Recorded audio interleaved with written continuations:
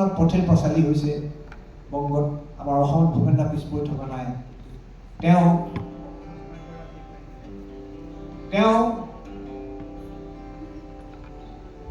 অসমৰ মাটিৰ সুৰবোৰ বুটলি বুটলি এই একেবাৰে লখিমপুৰ ধেমাজিৰ পৰা একেবাৰে গৌৰীপুৰৰ প্ৰতিমা বাইদেউৰ বুটলালৈকে বুটলি এখন ছবি কৰিছিল, যিখন ছবি বিষয়ে ষ্টেটছমেন কাকতে লিখিছিল, another genius like Pramathesh Barua, Bhupen is an another genius like Pramathesh Barua. এই ছবি চাই পেলাই হৈছিল। আৰু তাতে প্ৰথম লতাজীয়ে ভূপেন দাৰ ৰচনাৰ গীত এটি গাইছিল।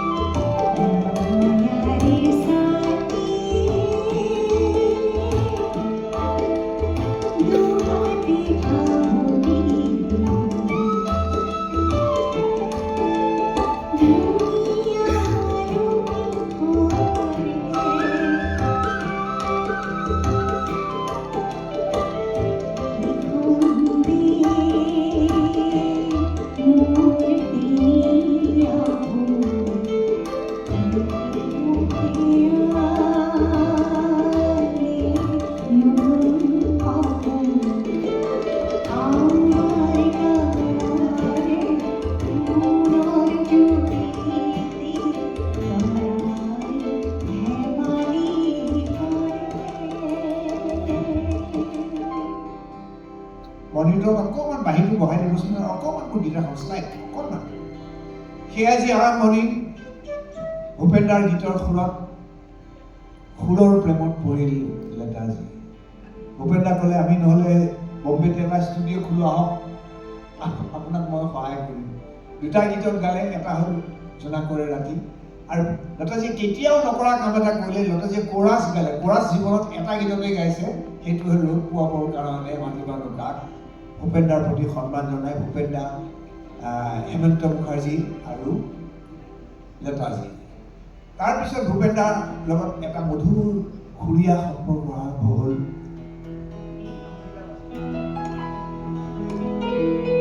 বম্বেত কামৰ যেতিয়া খুব বেছি প্ৰেছাৰ হয়, জিৰণি ল'বৰ কাৰণে কাম বাদ দি কলিকতালৈ লতাজী আহে। আহি ভূপেন দাৰ টালিগঞ্জৰ ঘৰত জিৰণি লহি। ডাঙৰ হোটেলত নামটো লিখে, তাত নাথাকে, নহ'লে প্ৰেছে পাব যে। আহি পেলাই লতাজী টালিগঞ্জৰ ভূপেন দাৰ ঘৰত আহি জিৰণি লয়।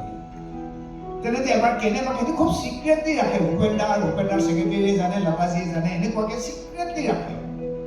তাৰপিছত ভূপেন দাই এবাৰ কিবাকে কলকাতা HMBয়ে গম পালে যে লতাজী আহি পেলাই ভূপেন দাৰ ঘৰত আছে। তেওঁলোকে আহি খুব বিনম্ৰভাৱে ক'লে যে, ভূপেন দা আৰু লতাজী, আপুনি কেতিয়াও আমাৰ কলকাতা HMBত গীত ৰেকৰ্ড কৰা নাই। এইবাৰ যিহেতু আপুনি কলিকতালৈ আহিছে, দুটি গীত আমাক কিন্তু বাণীবদ্ধ কৰি দিবই লাগিব। পৰহিলৈ বাণীবদ্ধ আমি ৰাখিছোঁ, বাণীবদ্ধ আপুনি কৰিব লাগিব। মাত্ৰ মাজত এটা দিন লগে লগে ভূপেন দাই ৰাতিৰ ভিতৰতে যশস্বী গীতিকাৰ পুলক বন্দ্যোপাধ্যায়ক কলকাতাৰ মাতি আনিলে। বহিল লিখিবলৈ লতাজী বেংগলী শিকাই ভূপেন দাই এটা এটা শব্দকে লতাজীয়ে এজনী সৰু ছোৱালীৰ নিচিনা ভূপেন দাই কোৱা মতে মই যি কওঁ তাকেই ভাটৌৱে মাত ফুটা দৰে শিকি পেলাই এটা বিখ্যাত গীত ৰেকৰ্ড কৰিলে।